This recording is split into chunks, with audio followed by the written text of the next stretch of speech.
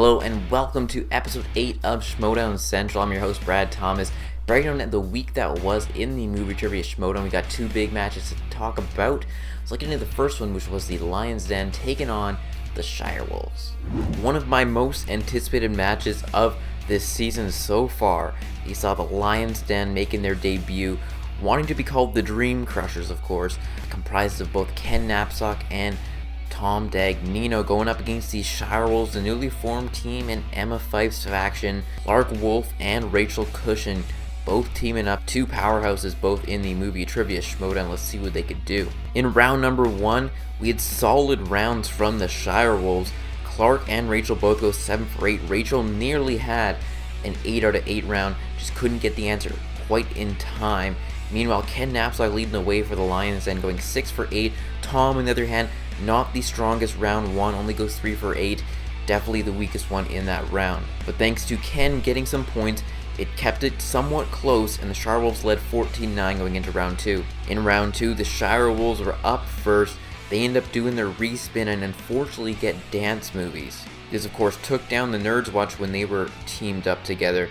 And in this round, the Shirewolves managed to get 3 out of 6 correct, but do only get 5 out of a possible 12 points. They get by without giving up a steal, which was very key though in this round. Meanwhile, the Lions Den spun a strong category for them. They get Charlie Sheen movies.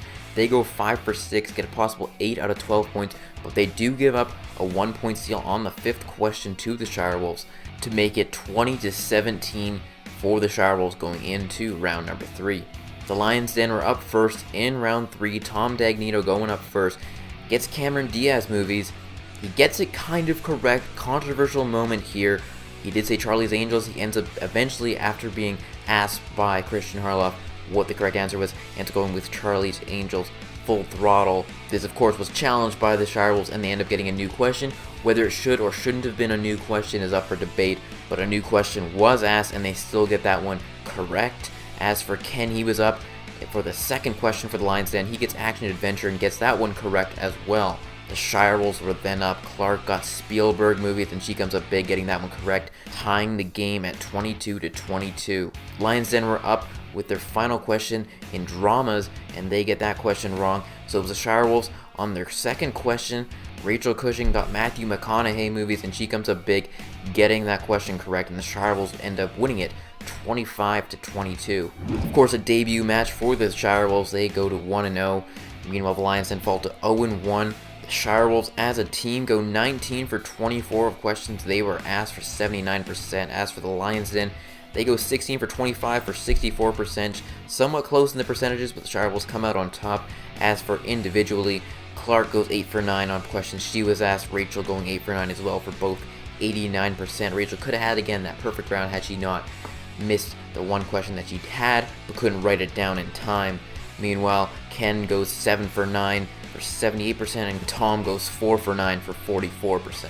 We'll have to see what happens next for the Shirewolves. They, of course, could get a title shot if Emma Fife decides to use her Manager Bowl win for them, but seems like they want to build their name in this team league and prove themselves to be the contenders that they are. After the Lions, then we'll have to see what happens there. Of course, no Tom Dagino in the post-game interview, so we'll see what happens there.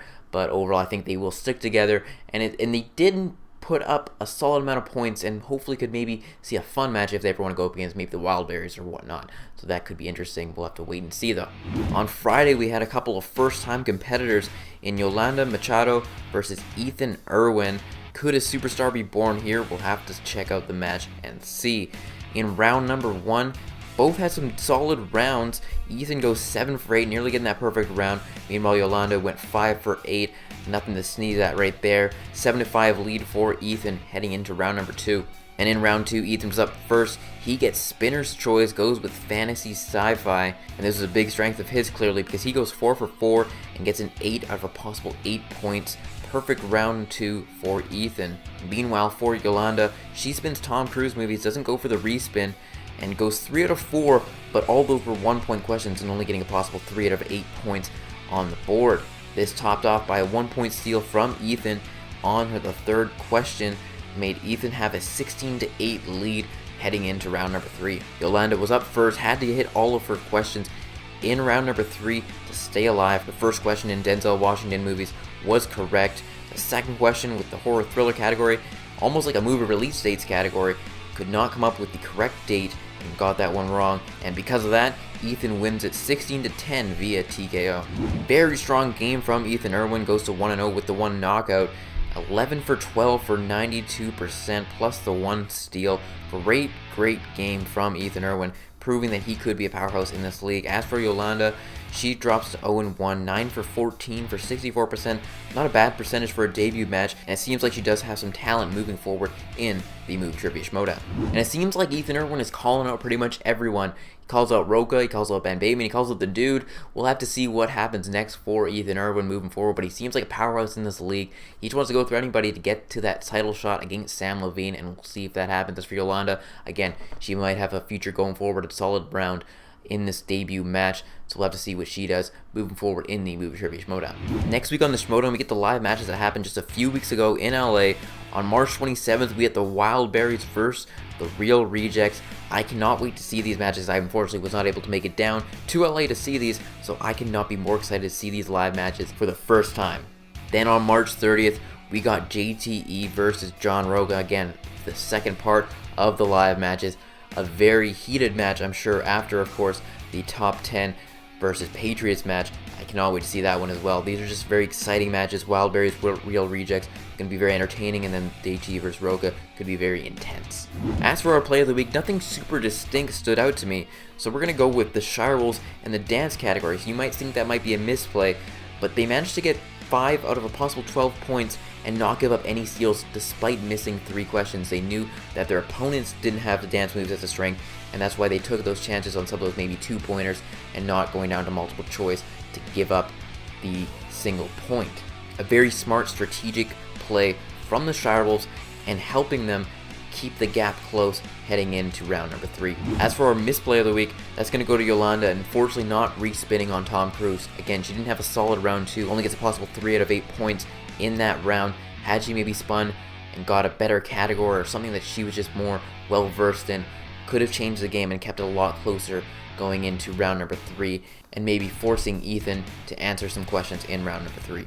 But speaking of Ethan Erwin, he is our player of the week and a very impressive debut, one of the best debuts we've seen.